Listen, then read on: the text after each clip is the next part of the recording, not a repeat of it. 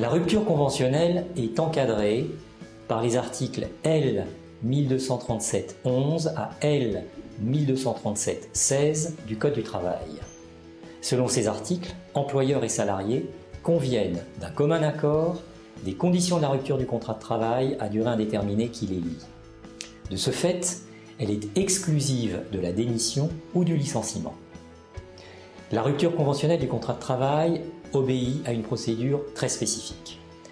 Tout d'abord, elle se déroule des entretiens entre les deux parties où le salarié peut se faire assister par une personne de son choix appartenant au personnel de l'entreprise ou bien par un conseiller choisi par ce dernier sur une liste dressée par l'autorité administrative.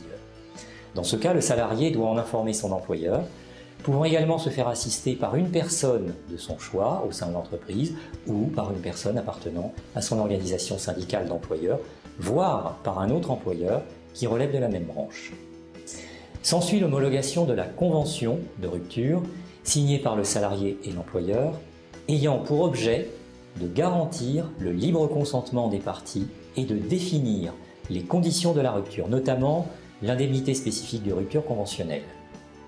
La convention fixe également la date de la rupture du contrat de travail qui ne peut intervenir avant le lendemain du jour de l'homologation de la convention qui doit être faite par l'autorité administrative, en l'occurrence la direction du travail.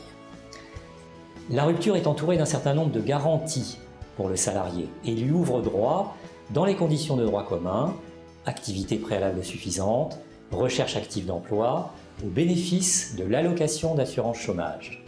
Sauf accord express des parties, le contrat de travail continue de s'exécuter normalement pendant tout le temps que dure la procédure d'élaboration et d'homologation de la convention de rupture conventionnelle, et ceci jusqu'à la date fixée pour la rupture.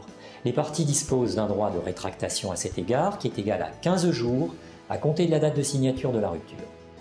Ce délai écoulé est adressé une demande d'homologation qui est accompagnée d'un exemplaire de la convention à l'autorité administrative compétente au moyen d'un formulaire réglementaire. C'est une condition sine qua non à la validité de la convention, aucun préavis n'étant exigé dans cette procédure.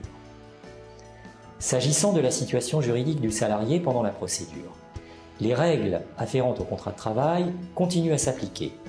La situation du salarié doit correspondre exactement aux modalités habituelles d'exercice du contrat de travail, droits et obligations de chaque partie comprises.